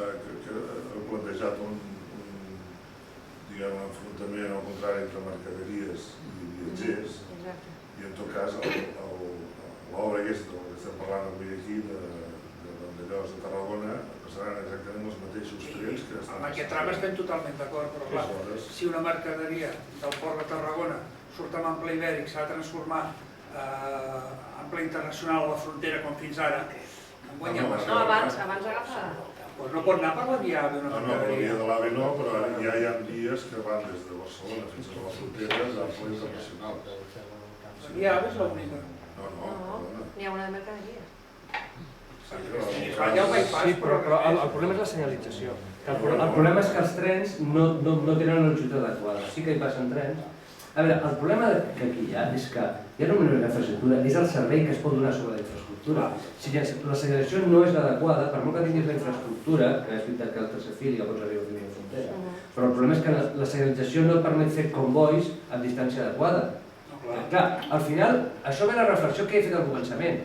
Si tu no pots portar el producte en el moment adequat, o sigui, quan algú produeix alguna cosa, tal com està el món, això és just in time tot, ha d'arribar en 24 hores a tal lloc. I no li expliquis històries al client que se t'ha parat a Portbou, que si no és que dir s'ha passat aquí, el client vol el producte. El producte vol això, per tant, solució, carretera. Per això hi ha molta demagògia amb això, hi ha alguna gent que diu no, és que clar, no hi ha càrrega per al ferrocarril. Hi ha gent que et diu. No, però és el que ho diu, que no hi ha càrrega per al ferrocarril. Perquè no hi ha càrrega per al ferrocarril, perquè jo, per exemple, que feia Barcelona-Madrid en ferrocarril, clar, què és el que passa? Si les rodalies van com va, imagina't tu quan entraves de mercaderies. Jo tenia que començar a descarregar a les 12 de la nit. Tenia els treballadors 7 hores esperant que arribés al tren de mercaderies. Com pots fer un servei a un client així? És que és impossible. Permets, és que massa sovint te diuen, com a usuari, és que useu poc el transport públic, teniu uns índexs baixos, ara dius tu, és que no hi ha càrrega per a mercaderies, no és veritat, l'ús va lligat a l'oferta. Depèn de quin servei t'ofereixen, quines infraestructures tens, tu el pots utilitzar o no. Estem utilitzant menys usuaris i mercaderies perquè la infraestructura no mos deixa, no perquè nosaltres no volem. Us diré una petita anècdota. A Alemanya, coneixeu, està una mica més amunt, doncs els caps de setmana la gent agafava menys el tren. Resultat, van mantenir els mateixos horaris, però van fer uns abonos.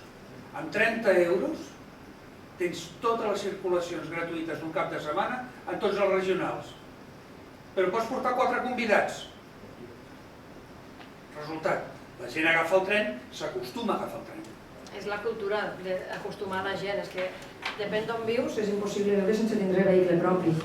I no és només la quantitat de gent que ara no pot usar el transport públic, com el tren, sinó tota aquella generació de gent que estem perdent de la cultura del transport públic. Com has d'incentivar algú a dir utilitza'l si hi ha poques freqüències, si no tenen uns preus sovint adequats al servei que s'ofereix, no és que hagi de ser gratis, però la relació qualitat-preu, clar, i la puntualitat, quina fiabilitat té. Jo, quan ell diu, tu vas a les tertúlies de la Terribas, dic sí, quan tinc tertúlia a la Terribas me'n vaig a dormir a Barcelona el dia abans, perquè he d'estar a l'estudi a les 8:30 en directe, i el primer tren que surt de Tortosa surt a les 6, i a part que arribaria en 44.000 lleganyes, que això mira els traus, és que no m'asseguren que arriba a temps. I jo me n'he d'anar a dormir a Barcelona el dia abans, a casa d'una amiga que si hagués d'anar a un hotel ja no et surt res a compte, dormo a Barcelona i sé que me desperto a la ciutat i no faré tard.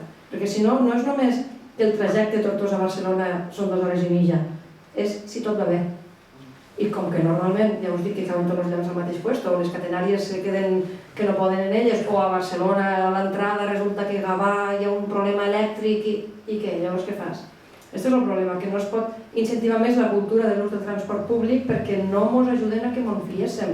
I això és en detriment no només nostre, de la gent que perdem ara que no l'usa, que et diu, jo ja vaig en cotxe, sinó tota aquella gent a qui vols captar per a que l'use. Com ho faràs? Necessitem ja solucions. Preguntes? Alguna pregunta més? Sí, al final. Digue.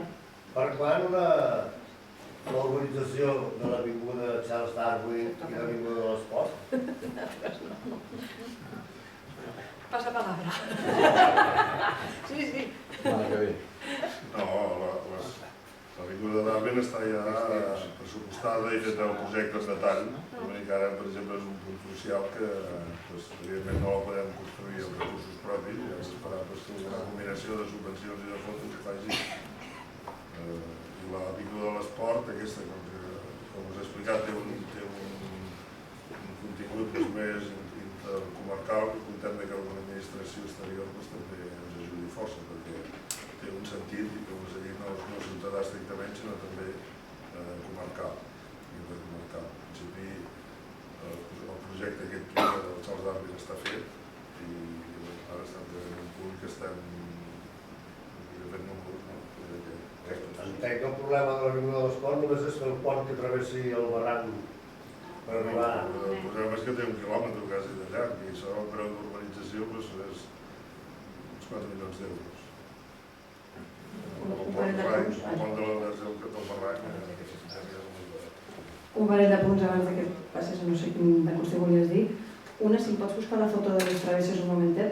L'altre dia fem tantes conferències i diem tantes coses i les vols dir en poc temps que quan he dit que estava a 5 quilòmetres me referia a 9, quan pensava en el tram baix, que perdoneu, tram camp, que és que esta via de costa, el que pensem la ciutadania és que no s'hauria d'arrencar com a mínim. Aquesta és la que te volia ensenyar per les travesses. És a dir, la via actual que va per costa, quan la nova estigui enllestida, pensem que no s'hauria d'arrencar i servir per comunicar, que ja ho ha explicat ell, que teniu la connexió directa a l'estació, que perdoneu la confusió. I l'altre, el tema de les travesses, només perquè ho sapigueu, clar, no és només quin ample de via hi ha i col·locar els rials i ja està, que els rials s'han de falcar a algun lloc.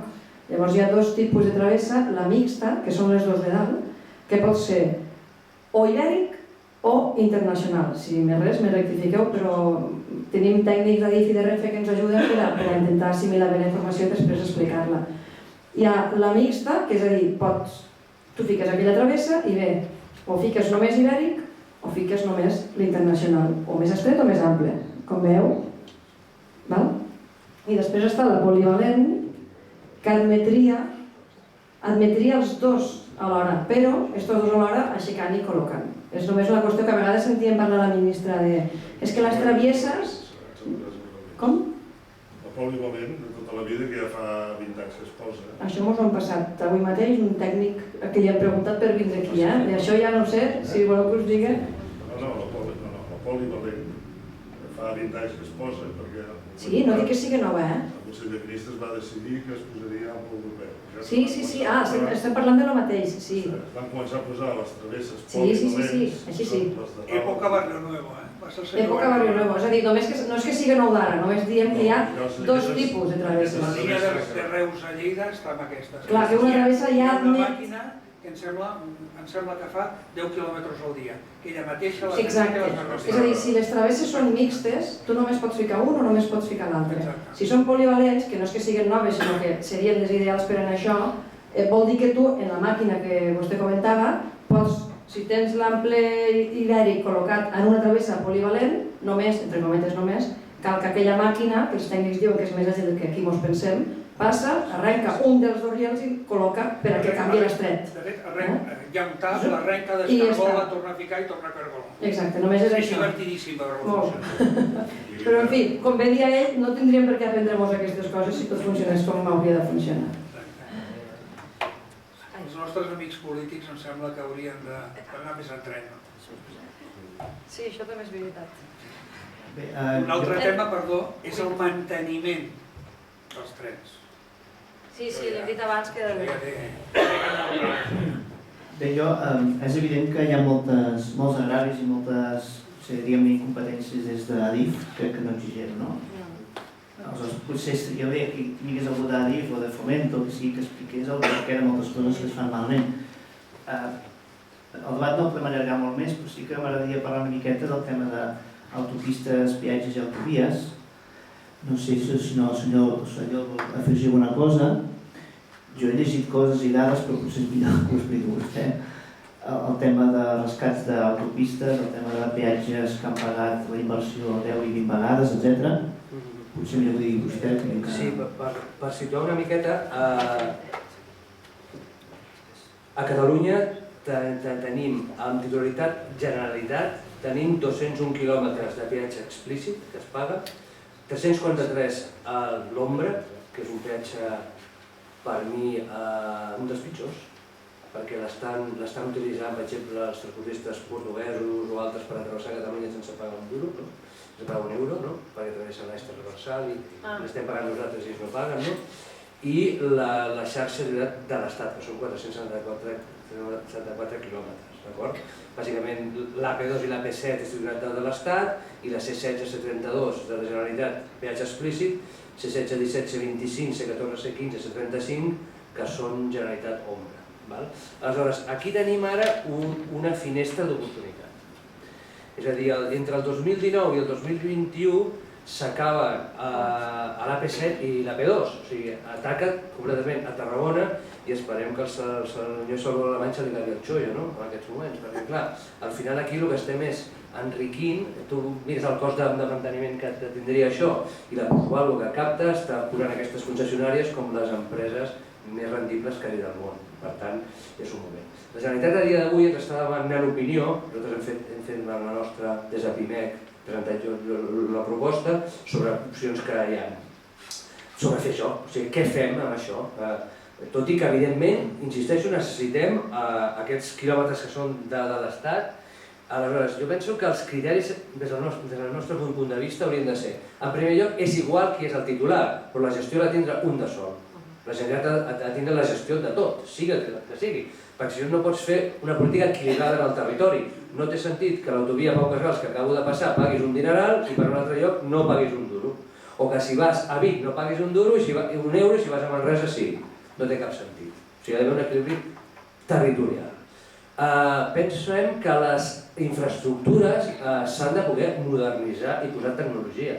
A dia d'avui, els països europeus ja estan posant tecnologia a les carreteres. Les carreteres prou feines tenen el manteniment mínim perquè no tenen accidents i hi ha moltes que no en tenen. Per tant, jo penso que la infraestructura s'ha de pagar però amb un altre criteri, no amb un criteri de donar la plusvàlua enorme a una gran empresa que guanya, sinó a mantenir això.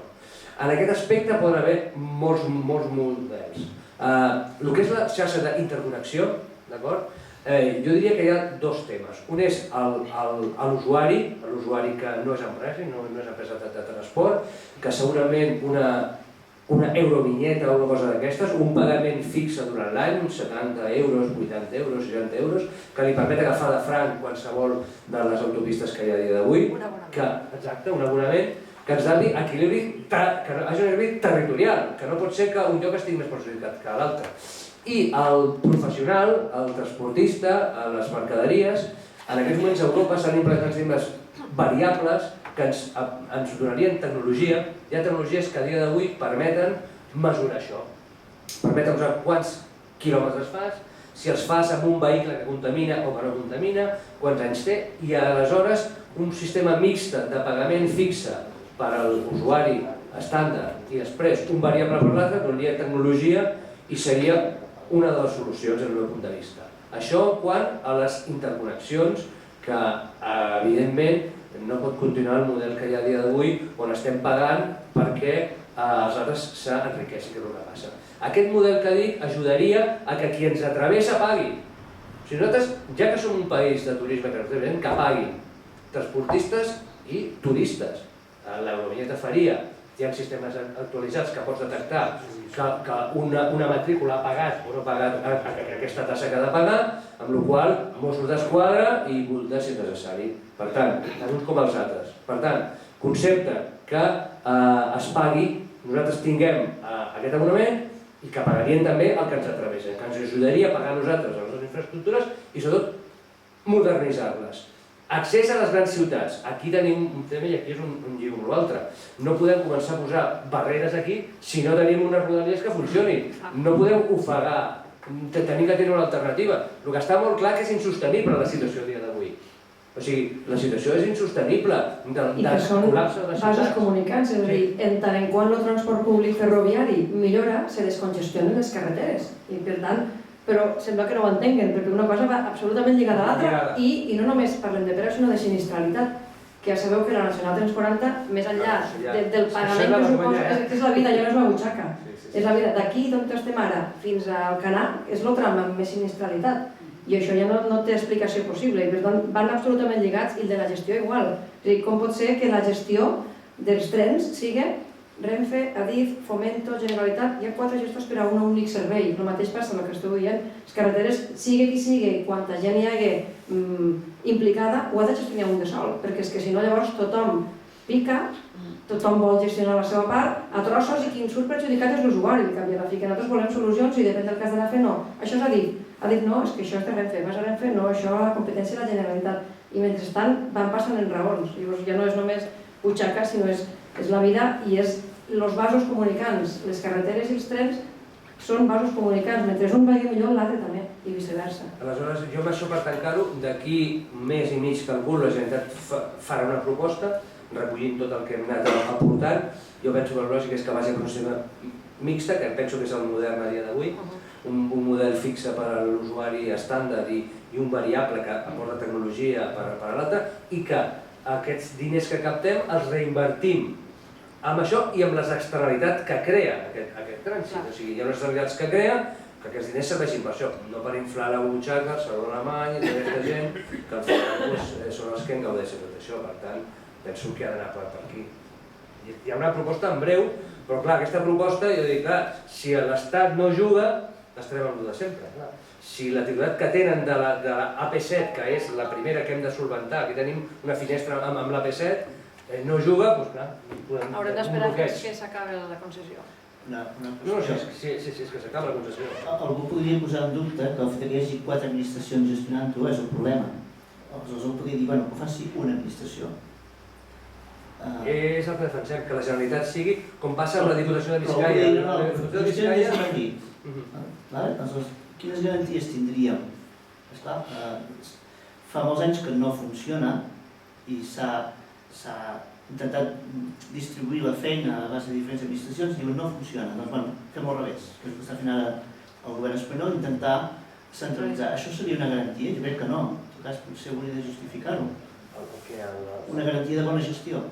El que sigui únic. Sí. A veure, el que sigui únic, el que pot plantejar és que sigui un sistema que no penalitzi unes sobre les altres. Equitatiu. Perquè clar, si al final, si resulta que l'AP7 és d'una manera, la C16 és d'una altra, o sigui, una cosa és la titularitat i l'altra cosa és la gestió. Doncs la gestió des del punt de vista de política de peatges o de pagament ha de ser única. I per fer una política única ha d'haver una sola gestió. Això ho dic, a nivell de tota Espanya, com que hi ha moltes diferències d'una zona a l'altra, amb el tema de peatges, autovies, etc., jo poso un dia que hi hauria una garantia de que si només l'Estat gestionés, això seria eficient. Perquè fos la Generalitat. Sí, el nostre enfocament és que la Generalitat, evidentment. Clar, aquí pot haver els plantejos que siguin, però clar, la Generalitat, que és qui a dia d'avui té més quilòmetres, és qui hauria de gestionar. I sobretot jo penso que això del peatge a l'ombra és una fal·làcia, perquè al final està pagant tothom per una infraestructura que gaudeix gent que atravessa el territori i no deixa un euro. I jo dic que els transportistes portuguesos sistemàticament utilitzen el nostre eix transversal per anar cap a França i no paguen res. I ho estan utilitzant una infraestructura que hem pagat nosaltres, que paguem, perquè és un peatge a l'ombra, això no té sentit, ha d'haver una... I jo penso que la Generalitat fa aquesta línia, com la Diputació de Biscaia, que és la que en aquests moments la prioritat pot ser de l'Estat, però és qui gestiona tota la xarxa d'infraestructures viària a lo que és Biscaia. Jo deia perquè, per exemple, si compares la nostra zona, Catalunya, amb la zona més central de Madrid, que s'explicava en aquell vídeo que la quantitat d'inversió en 20 anys o en 10 anys que és brutal, això no és equitatiu. No, clar. Aleshores, quina és la solució a tot això? O sigui, no hi ha un criteri. Quina és la solució? Que som nosaltres, no? Clar, és que no hi ha una altra, no? I al final, si et gestionen a tu els teus impostos, podran fer el que els cregui convenient. Al final és que no hi ha una solució. Si per molt que el sentit comú de tota Europa digui una cosa, van a models com el que tenen. Si el sistema aeroportuari d'Espanya el tingués Corea del Nord, segurament el posarien a l'alçada d'un campanar, però és que el sistema que té Espanya aeroportuari és que no el té ningú del món. És que fan coses úniques, sempre tenen el tercer fil per no fer inversions, al final és que és una rere l'altra, o sigui, són coses úniques, són models únics que no existeixen enlloc. Per tant, això només hi ha una solució en aquest aspecte, perquè des del meu punt de vista continuaran amb aquesta política, perquè al final tenen molt clar on està realment el retorn, i si no l'han aplicat fins ara és perquè no hi ha decisió política. Per mi és que no n'hi ha una altra. Per tu seria una conclusió? Òbvia. És òbvia. Òbvia. Per mi sí. Hi ha alguna pregunta més? Hem fet una mica de diversificació, no podem entrar en detall de tot, evidentment, però no sé si teniu alguna pregunta més. Jo us preguntaria, totes aquestes millores que heu dit que són factibles, les veu possibles dins de l'estat espanyol? Us ho preguntaria així de clar. Jo no. Jo tampoc. No. Però ja per una qüestió ja no d'identitat, sinó d'experiència. És a dir, no cal ser o no ser independentista de mena. Pots tindre un sentit comú i veure que anar de la mà de segons qui te perjudica. I només veient que porten més de 15 anys per fer 40 quilòmetres de via, un exemple, després n'hi ha moltíssims més. Com a mínim te demostra una certa ineptitud. I si penses que és perquè no en saben més, que no gestionen, perquè estan en un lloc que no haurien de saber. I si en saben i no volen, que tampoc gestionen perquè estan aplicant criteris polítics a qüestions tècniques. Al final l'estat espanyol és bastant inviable sense com té el flux actual. Per tant, jo no veig alternativa, perquè al final, si realment fessin unes inversions. He fet un estudi, un article bastant extens, que no només és Catalunya, és el País Valencià i són les Illes Balears. O sigui, és molt avorrit de les dades, però de les inversions que es prometen acaben fent-se un 40%, un 30% sistemàticament durant anys. I això afecta sistemàticament a Catalunya, País Valencià i les Illes Balears. I és la realitat que és. Aleshores, sense fer això no podrien... O han de treure un lloc per fer-ho un altre. I clar, i al final és una qüestió de vots. Com que és una qüestió de vots, doncs és que no veig la viabilitat, perquè si suposadament fessin el que han de fer, es trobarien amb un problema, perquè clar, tu has estat alimentant una cultura durant molts anys i ara què dius?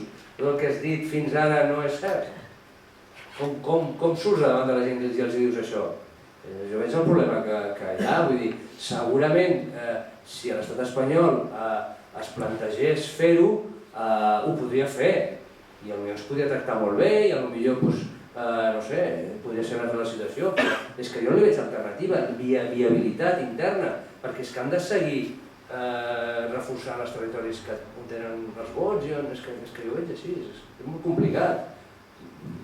Jo penso que fins i tot ells saben perfectament el que han de fer, i no ho fan, no perquè tècnicament no ho vegin, sinó perquè veuen que d'una altra manera, ostres, no poden fer una altra estratègia. Per fer una altra estratègia, doncs se'ls anirà. Jo penso que és això, és difícil.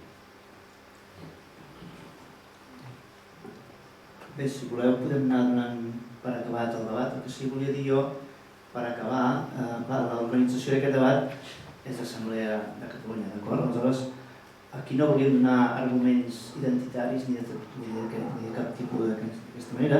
El que volíem era donar dades objectives, criteris d'experts que ens facin veure que hi ha un tipus de gestió que no funciona i que s'ha de canviar. I espero que amb la gent que tenim aquí a la taula, si més no el senyor Soriol i la Montse Castellà, hagi quedat clar que per criteris objectius, tècnics, etc., hi ha coses que no funcionen tal com estem. Si no hi ha més preguntes, en el cas deixem-ho aquí, ja són les 9 passades, i agrair la presència de tots, i en particular de les 3 persones que tenim a taula. Moltes gràcies.